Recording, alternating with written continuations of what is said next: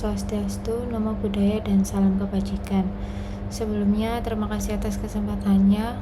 Perkenalkan, nama saya Nadila dengan NIM 2022 0102 1063 yang akan mengisi tutor eduklas Hima Prodi Manajemen Statistika 2. Yang langsung saja kita masuk ke dalam soalnya.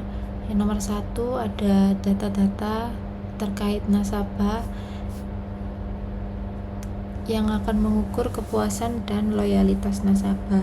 Langsung saja kepada perhitungannya.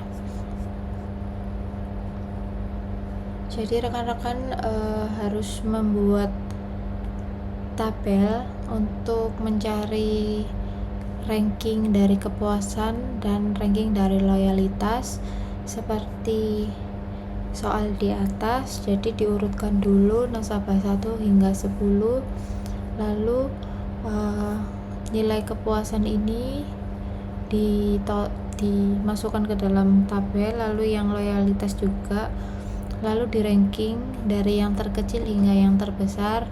Nah, yang terkecil dari kepuasan ini kan 60, jadi 60 ini nomor 1 dan seterusnya. Lalu yang loyalitas ini juga sama dengan ranking kepuasan, di ranking dari yang paling kecil lalu yang terbesar.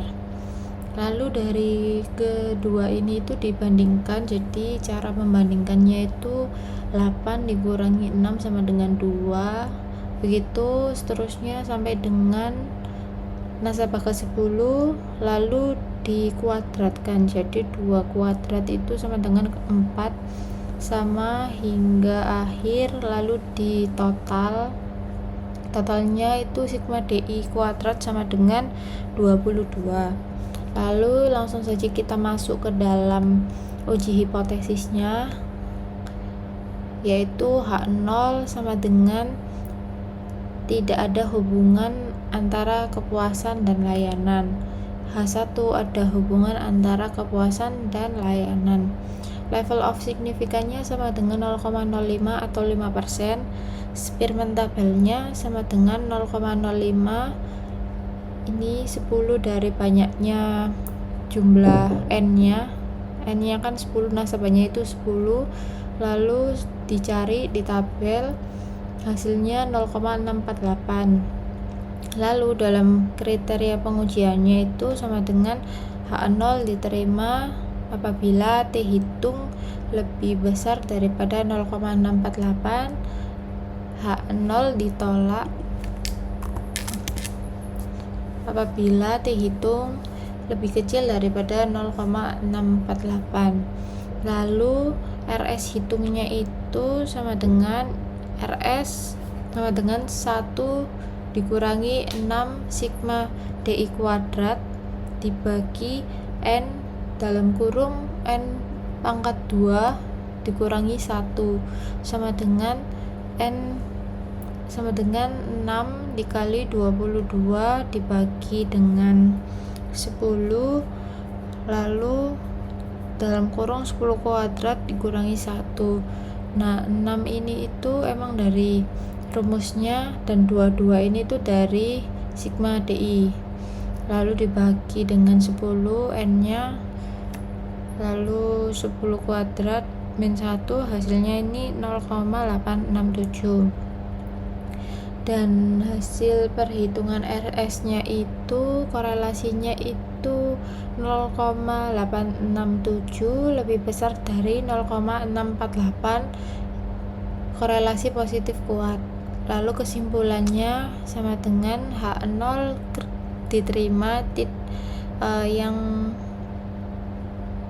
berbunyi tidak ada hubungan antara kepuasan dan layanan.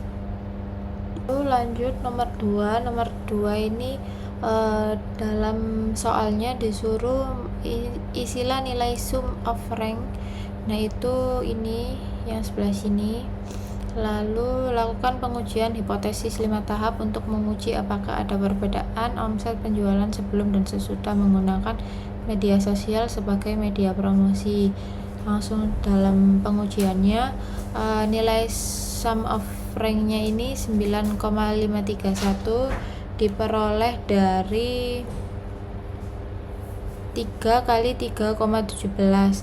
Yang satunya hasilnya 26,5 itu diperoleh dari 5 kali 5,30.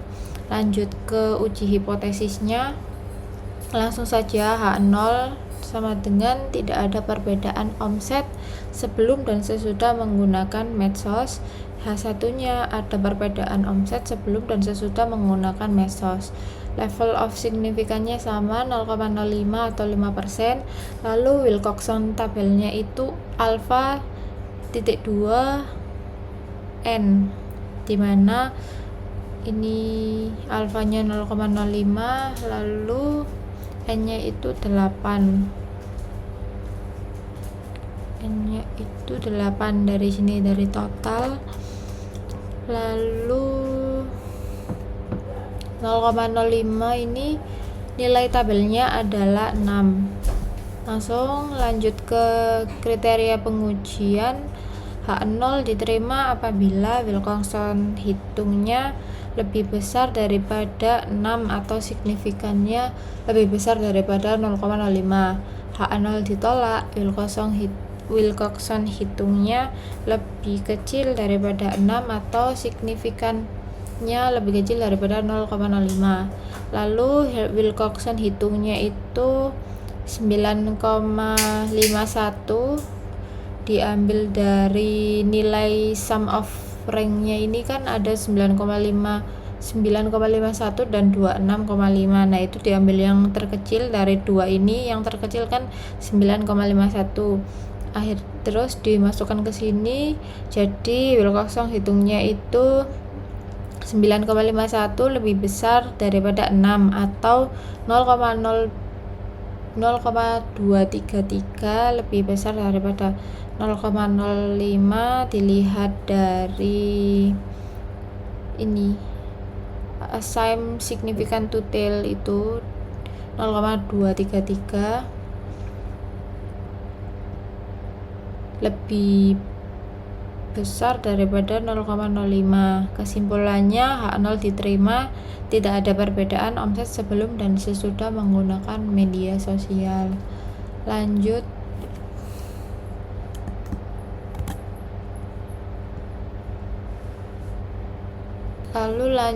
ke nomor 3.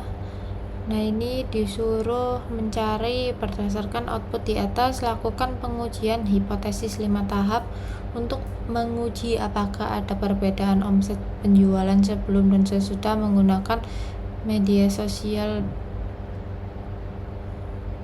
untuk ketiga HP, merek HP, Oppo, Vivo, dan Realme. Nah, ini langsung dalam uji hipotesisnya, yaitu H0 tidak terdapat perbedaan mutu produk di antara ketiga merek. H1-nya terdapat perbedaan mutu produk di antara ketiga merek HP. Lalu level of signifikannya sama 0,05. Chi-square-nya itu dari alpha titik 2 di F. Nah, alfanya ini 0,05, DF-nya ini 2. DF-nya ini dapat dari tabel ini DF. Lalu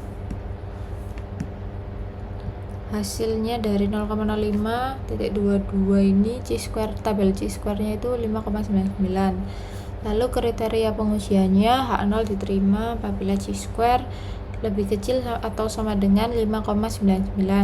H0 ditolak apabila Chi-square lebih besar daripada 5,99. Nah, dari ini Chi-square hitungnya adalah 7,637, lebih besar daripada 5,99. Kita lihat dari sini, Chi-square-nya kan lebih besar daripada 0,05. Jadi kesimpulannya H0 ditolak, ada perbedaan omset sebelum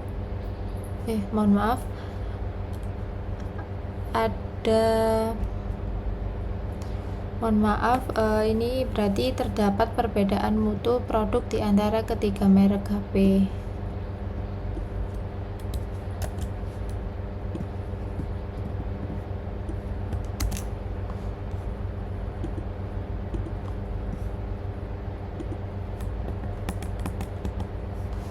Nah, ini berarti ada perbedaan mutu produk di antara ketiga HP itu tadi.